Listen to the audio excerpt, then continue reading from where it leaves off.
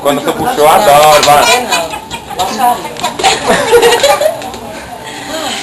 Como sou muito tímida, não gosto muito de falar, já falei muito demais. Obrigada, tá bom? Não vai não. Depois nós corta aí. Eu edito. Bom, é o seguinte, eu quero agradecer. Primeira vez que eu venho, são 2 anos, não são 2 dias, né?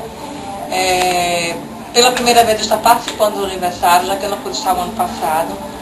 Mas o fã-clube, o Ardendo de Amor, graças a Deus veio mesmo para crescer cada vez mais a banda Calypso, né?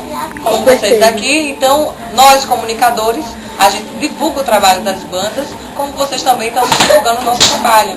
Aqui, como tem o fã-clube, enfim. Eu quero agradecer a todos pelo carinho, por tudo que vocês fazem, pelo nosso trabalho, entendeu? Nos dedicando cada dia mais, persistente, ligando pra gente, que nosso trabalho é esse, vocês ligar pra cá, né? Não? Então, assim, eu estou muito feliz por ser a madrinha, uma das, né? São 2, exclusiva. Privilégio ser a madrinha. A madrinha do Calypso. E muito honrada, tem explicação, o carinho de vocês, assim, o calor humano, entendeu? Que vocês dedicam muito pra gente, e isso é essencial pra todos. Então, eu quero dizer a vocês que eu amo demais, entendeu? Adorei estar aqui, obrigada mesmo, que Deus abençoe cada um de vocês, viu? Em primeiro lugar, quero agradecer pelo convite. Foi muito honrado para mim ser madrinha do fã-clube Ardendo de Amor Apocalipse, né? Não podia ser diferente.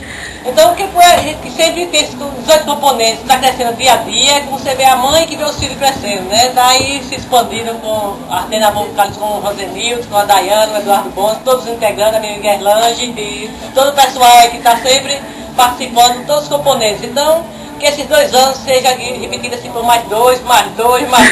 E sempre estamos juntos. Aí com a outra madrinha, né, da minha amiga Gil também, que é um prazer de conhecer pessoalmente hoje. Então ela faz a parte dela lá, eu faço a minha parte aqui, e assim vamos Família, Ardendo Amor Apocalipse!